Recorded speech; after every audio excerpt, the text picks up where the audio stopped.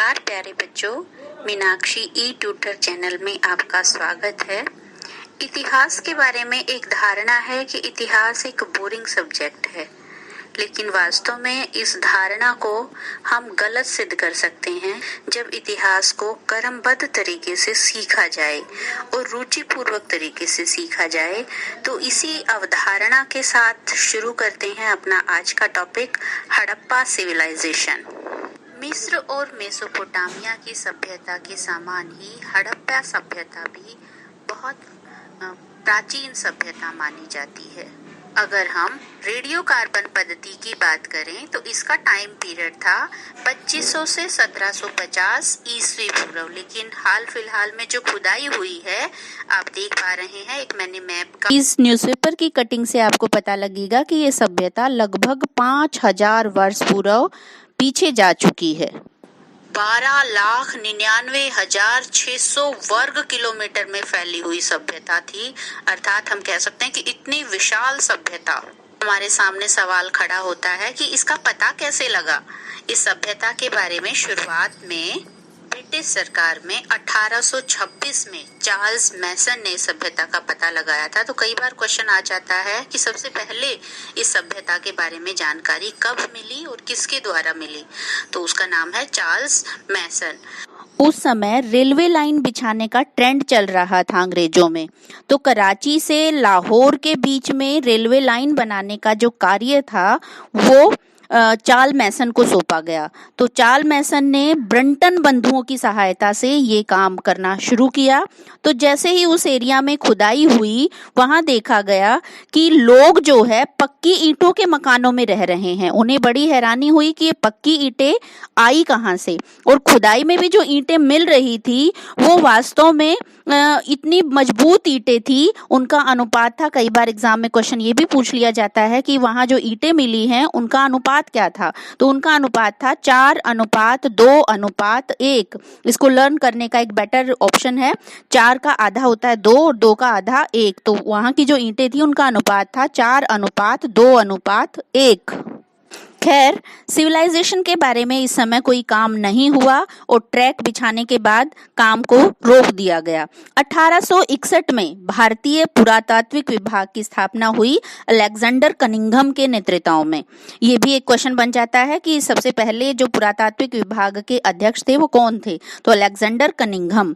उसके बाद 1902 में जॉन मार्शल जो हैं वो भारतीय पुरातात्विक विभाग के महानिदेशक बनाए गए, लेकिन हड़प्पा सिविलाइजेशन का जो काम है वो अभी नहीं हुआ। ये काम शुरू हुआ कब? 1921 में माधव स्वरूप वत्स और दयाराम साहनी ने हड़प्पा का उत्खनन कार्य या खुदाई की। हड़प्पा क्योंकि एक गांव था तो वहां पर खुदाई हुई और वहां ही ये सभ्यता का पता लगा, तो इस सभ्यता का नाम हड़प्पा सभ्यता रख दिया गया।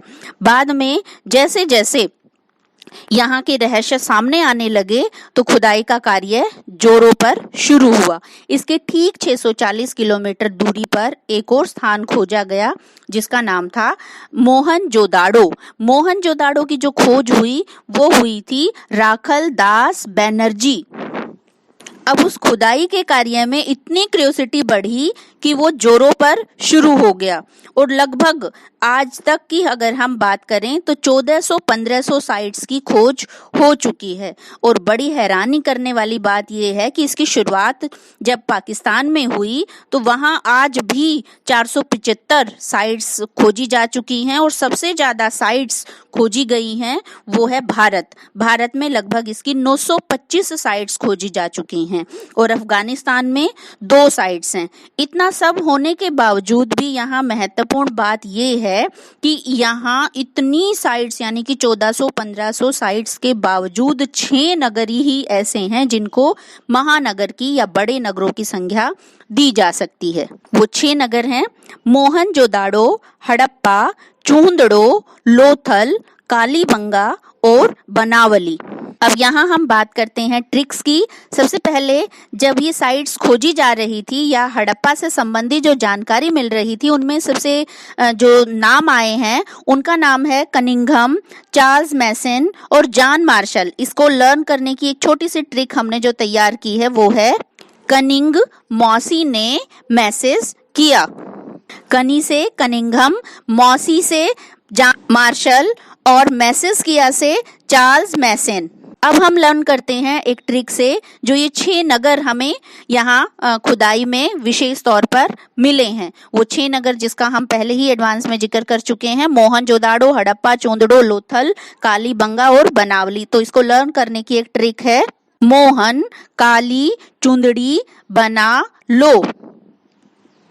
मोहन से मोहनजोदाड़ो, काली से कालीबंगा, चूंदड़ी से चूंदड़ो और बना से बनावली और लो से लोथल। हड़प्पा सिविलाइजेशन क्योंकि मेन साइट थी तो ये आपको लर्न वैसे ही रहेगा, अदरवाइज आप यहाँ उसको काली और हरी चुंदड़ी बना लो से भी लर्न कर सकते हैं। यहाँ पर क्वेश्चन आ जाता है कि ये जो सारे के सारे नगर हैं या ये सारी साइट्स हैं, ये किस नदी के किनारे पर मिली। तो हम पहले ही जिक्र कर चुके हैं कि ये सिंधु नदी के किनारे पर, या सभी सभ्यताएं जो है वो नदियों के किनारे पर बसी हुई थी। और बहुत सारी साइट्स क्योंकि हमें सिंधु नदी के किनारे पर मिली हैं तो इसी वजह से इसका नाम सिंधु सिविलाइजेशन भी रखा गया है। लेकिन जब बाद में खुदाई हुई तो सरस्वती नदी जो आज विलुप्त हो चुकी है, वहां भी बहुत सारी साइट्स मिली। तो इसको बाद में एक ऑब्जेक्शन भी उठा कि इसका नाम जो है सिंधु सरस्वती रखा जाए।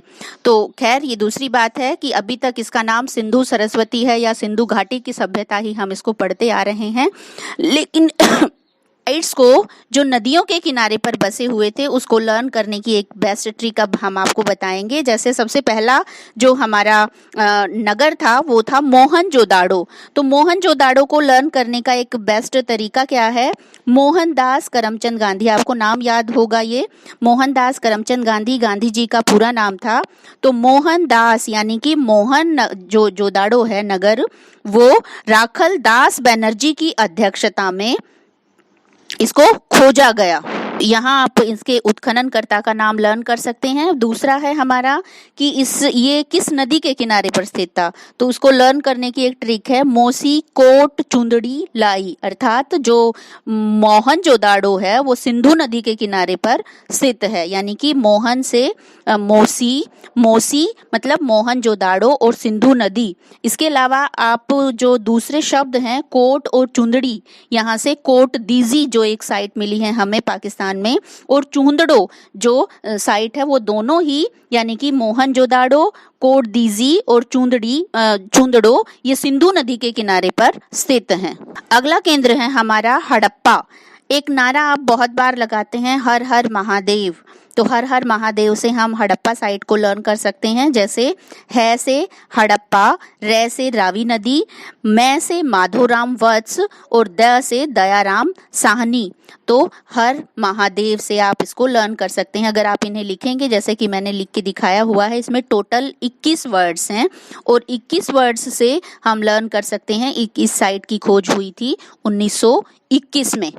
नेक्स्ट साइट है हमारी लोथल। तो लोथल को लर्न करने की एक बेस्ट ट्रिक है, भगवा रंग लो। भगवा का मतलब भोगवा नदी, और जो इसके खोजकर्ता हैं तो खोजकर्ता का नाम है रंगनाथ राव, और लो से लोथल यानी कि भोगवा नदी और रंगनाथ राव और लोथल, ये तीनों जो हैं भगवा रंगलो से लर्न किए जा सकते हैं। अगली साइट है हमारी कालीबंगा। कालीबंगा को लर्न करने की एक शॉर्ट ट्रिक है, काला घर लाल, अर्थात कालीबंगा घग्गर नदी के किनारे पर है और बीबी लाल के द्वारा इसकी खोज हुई। अगली साइट है हमारी बनावली। बनावली को लर्न करने की एक ट्रिक है, रविंदर सर बन गया। रविंदर सर का मतलब यहाँ आपको याद होगा रविंद्रनाथ टैगोर, उनको सर की उपाधि दी गई थी 1915 में। तो आपको 2 क्वेश्चन यहाँ इजीली लर्न हो सकते हैं इसके थ्रू। रविंदर सर बन गया अर्थात रविंदर जो है, रविंदर बिस्ट, उनके द्वारा बनावली की खोज हुई और ये सरस्वती नदी के किनारे पर है। तो रविंदर तो से हम लर्न कर सकते हैं रविंदर बिस्ट, और सर का मतलब है सरस्वती नदी, और बन गया मतलब बना का मतलब है बनावली। कई बार एक क्वेश्चन आ जाता है कि ये जो नगर हैं यहाँ पर कुछ चीजें हमें विशेष तौर पर मिली हैं, जैसे मोहनजोदाड़ो सबसे प्राचीन जो साइट मिली थी हमें हड़प्पा के बाद, उसमें अन्नागार और स्नानागार और मातृ देवी की मूर्ति मिली है। तो इसको लर्न करने की एक बेस्ट ट्रिक है, मोहन ने स्नान किया और अन्न का मातृ देवी की मूर्ति के सामने दान किया। तो इससे हम लर्न कर सकते हैं कि मोहनजोदाड़ो में अन्नागार, स्नानागार और मातृ देवी की मूर्ति मिली है। एक साइट है हमारी कालीबंगा। तो कालीबंगा में क्या क्या चीजें मिली हैं? काली चूड़ियों को अग्नि वेदिका के साथ जुते हुए खेत में फेंक दिया। तो इस तरीके से हम लर्न कर सकते हैं यहाँ पे कि जो काली चूड़ियां मिली हैं वो कालीबंगा में मिली हैं, अग्नि वेदिका कालीबंगा में मिली है और जुते हुए खेत भी कालीबंगा में मिले हैं। थोड़ा सा और हड़प्पा के बारे में या हड़प्पा सिविलाइजेशन के बारे में हम आपको बताएं, जो बहुत बार क्वेश्चन आ चुका है एग्जाम में। जैसे मैंने यहाँ एक डायग्राम बनाया हुआ है कि ये सभ्यता जो है, अगर हम बात भारत की करें तो भारत में लगभग किस शेप में फैली हुई थी। तो इस डायग्राम में आप समझ सकते हैं कि ये जो शेप थी इसकी त्रिभुजाकार थी, यानी कि कश्मीर से आलमगीर और महाराष्ट्र तक। और अगर हम पूरी साइड की बात करें तो ये आगे चली जाती है बलूचिस्तान तक। आप देख पा रहे हैं कि 1400 किलोमीटर उत्तर से दक्षिण की इसकी दूरी है, और अगर हम बात करें पूर्व से पश्चिम तो 1600 किलोमीटर की दूरी इसकी सभ्यता की या इस दायरे में ये फैली हुई थी। डायग्राम हमने बनाया है पश्चिमी टीला और पूर्वी टीला। पश्चिमी टीला जो है वो ऊंचाई पर था, ये आप देख भी पा रहे हैं कि ये ऊंचाई पर स्थित है, और पश्चिमी टीले की बकायदा चारदीवारी की गई थी ताकि जो बाढ़ का पानी है वो इस टीले तक ना पहुंचे। ऐसा माना जाता है कि यहाँ पे पुरोहित वर्ग जो उस समय संभ्रांत परिवार थे वो यहाँ पर रहते थे। और पूर्वी टीला जिसको शहरी क्षेत्र के नाम से जानते हैं, वो पूर्वी टीला थोड़ा सा नीचे जगह पर था। अब शहर की इमेज देख पा रहे हैं जिसमें सारी जो नालियां हैं एक दूसरे को एक ढकी हुई थी, और जो सड़कें हैं वो एक दूसरे को समकोण पर काटती हैं, यानी कि जो घर हैं उन घरों में बकायदा कुएं होते थे और नालियों को ढका जाता था।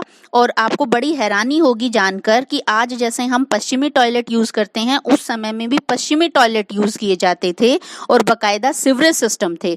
या आप इसको लर्न करने के लिए आज के टाइम में जो TDI या एल्डिगो जैसी सिटीज हैं जिसमें एंट्री करने के लिए एक प्रमुख दरवाजा होता है और सुरक्षा का पूरा ध्यान रखा जाता है, तो इसी तरीके से बकायदा सीवरेज सिस्टम था, नगर नियोजन की अच्छी व्यवस्था थी, या जिस तरीके से आधुनिक युग में हम सुविधाओं की बात करते हैं, ये सारी सुविधाएं उस समय इस सिविलाइजेशन में मौजूद थी। और जो स्नानागार की इमेज आप देख पा रहे हैं, इसमें जो ईंटें लगी हैं उन पे चारकोल और जिप्सम का घोल चढ़ाया जाता था ताकि ईंटों में नमी ना आए।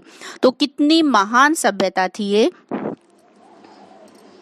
आज भी मौजूद अवशेषों से पता लगाया जा सकता है इस सभ्यता की महानता के बारे में। तो आज का टॉपिक इतना ही। Thank you.